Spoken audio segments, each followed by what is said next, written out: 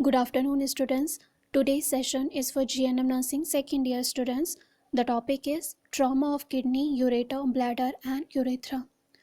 In today's session, we will discuss about what is genitourinary trauma, what are its signs and symptoms, how to diagnose these traumatic injuries, and what is the management. So, genitourinary trauma, this term refers that there is an injury to the kidney, ureter, bladder, urethra, or genital area also. But in this session, we will discuss only about the trauma of the kidney, ureter, bladder, and the urethra. But most commonly, genitourinary trauma, this term is used. So, in 67% cases of the traumatic injury of genitourinary, most commonly involved are the kidneys. Then 22% cases bladder is affected. Then in 7% cases there are external genitalia trauma. Then urethra constitutes about 3% of all the traumatic injuries of genitourinary region, and then the only 1% of ureter is affected. So in the genitourinary trauma, most commonly affected organs are the kidneys. Now, what is the etiology? Why this trauma is occurred?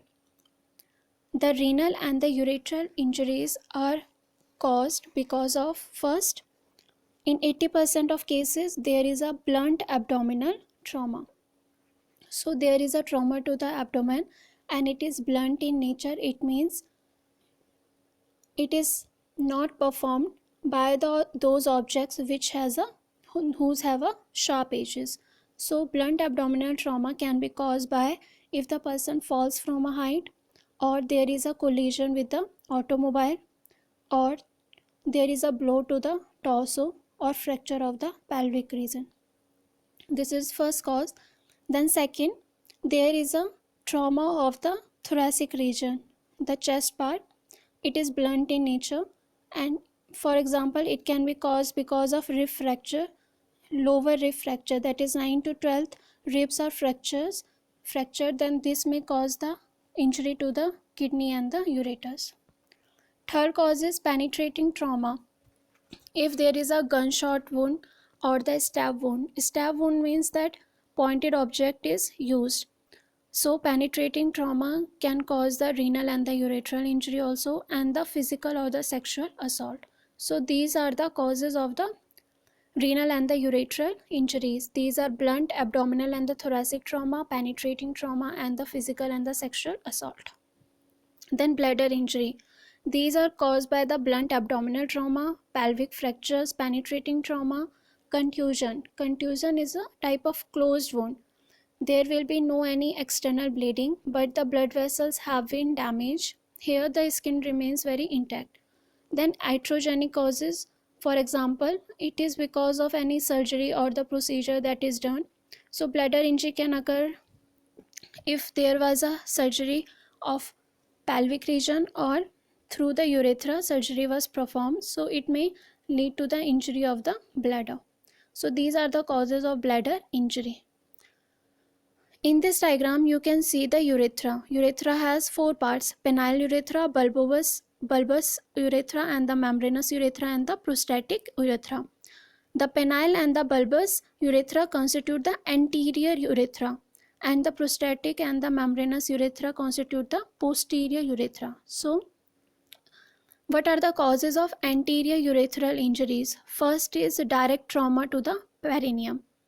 Second is instrumentation of the urethra. For example, any surgery is performed and through the urethral route, so this may lead to the anterior urethral injury. What are the causes of posterior urethral injury? It may be because of pelvic fractures due to any trauma, for example, collision with the automobile. Now, what are the signs and symptoms of these injuries? In the renal and the urethral injuries, the spelling is wrong of the injuries, there may be pain or bruising on the affected site. There will be hematuria. It may be accompanied by other injury, for example, rib fracture. We already discussed that rib fracture if there are lower ribs are fractured, that is 9 to 12th ribs, then there may be injury of the renal and urethra injury.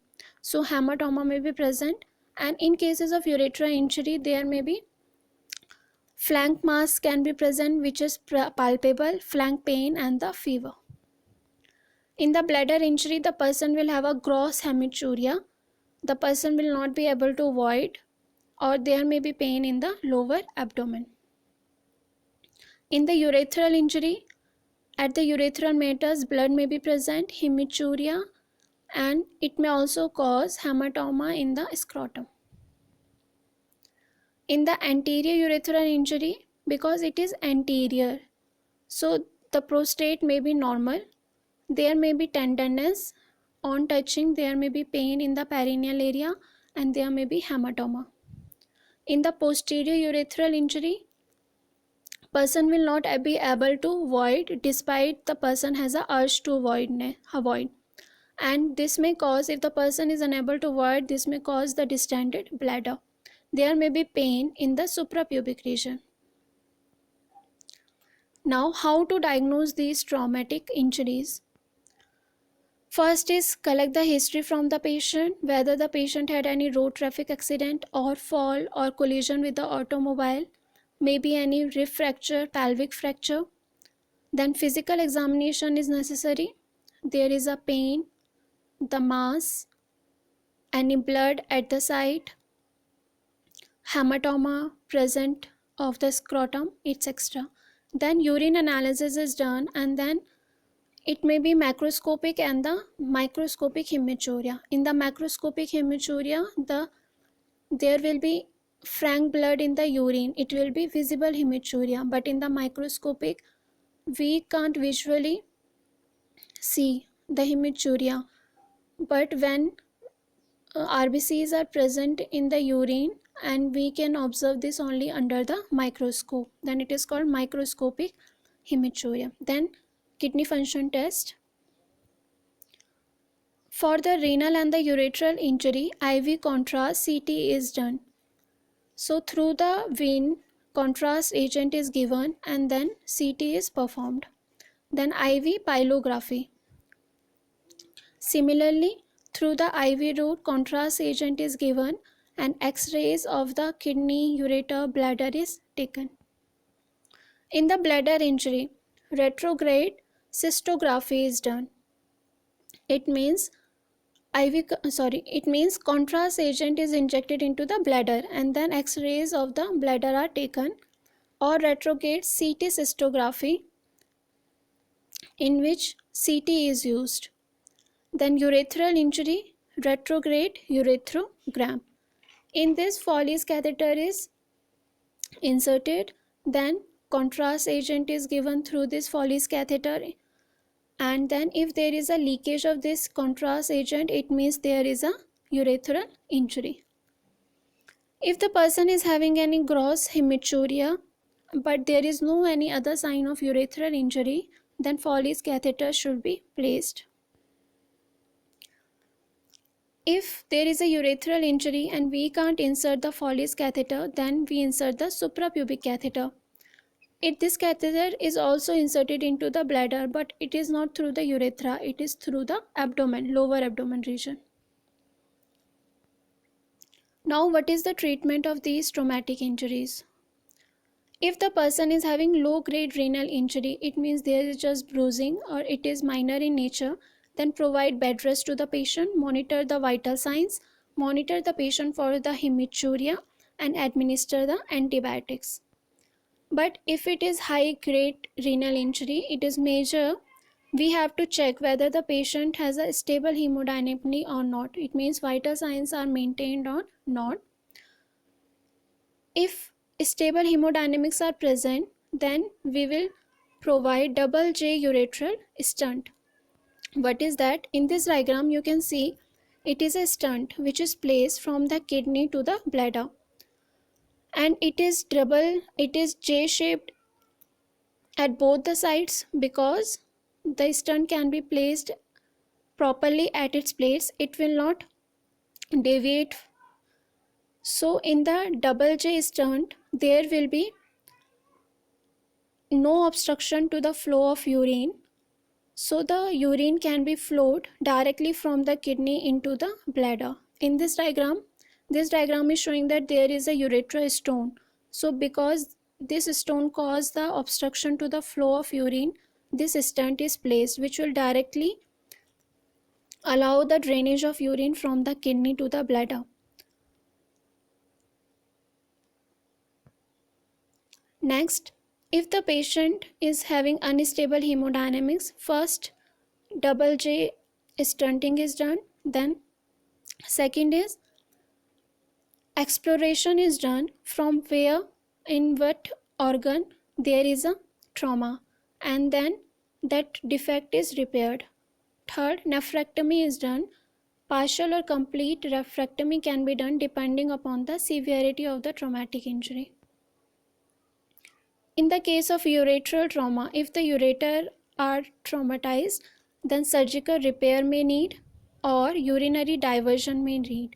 So the ureters are affected, they are damaged. So from the kidney to the bladder, ureters can't allow the flow of urine. So we will do a urinary diversion. One example is ureterostomy. In this diagram, you can see the portion of the ureter which was damaged, it is incised, and then the remaining portion is attached to one of the other ureter, which is normal. So in this way, the left kidney, from the left kidney, the urine will flow in the ureter of the right ureter. So this will lead to the flow of urine. In the bladder injury, if there is no any urethral injury, then we can place the Foley's catheter and we can irrigate the bladder. Bladder irrigation can be done so that all the clots can be cleared out. Then surgical repair is done. Open surgery is done. Next, urethral injury. In the urethral injury, we can't insert the Foley's catheter. So we have to insert the suprapubic catheter. And if it is an anterior urethral injury, in the partial injury, Foley's catheter can be placed. In the penetrating injury, open surgery needs to be done. Then exploration should be done where there is an injury. Then debridement of that part should be done. And then the defect is repaired. In the posterior urethral injury, the catheter is inserted suprapubically. Then urethroplasty is done after 6 to 12 weeks. So this was the treatment of the traumatic injuries, which depends upon whether the kidneys are traumatized or the ureters or the urinary bladders are affected or the urethra are affected. The main motive is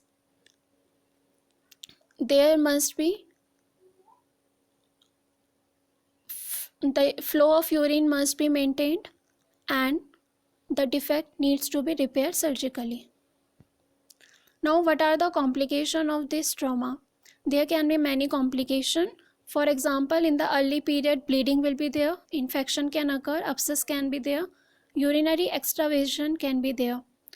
So what happens in the extravasation of urine? If there is a collection of urine, because the urethra is traumatized, so there will be a collection of urine, and if this collection of urine occurs in the other cavities, for example in the males, if it is occurring in the scrotum and the penis, then it will be called urinary extravasation. Then renal hypertension. In the delayed phase, there may be bleeding.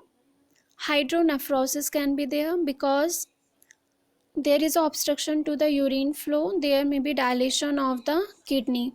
Then calculus formation.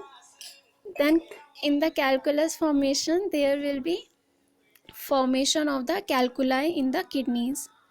Then chronic pyelonephritis. Pyelonephritis means infection of the kidneys. Then the hypertension. So these are the complications in the early and the delayed phase. Next, there can be urethral stricture, urinary incontinence, and if the urethra is affected, there may be sexual dysfunction. So in today's session we discussed about what is the trauma of the kidney, ureter, bladder and the urethra, what are the signs and symptoms, how to diagnose, why it is caused and how to manage these traumatic injuries. Thank you.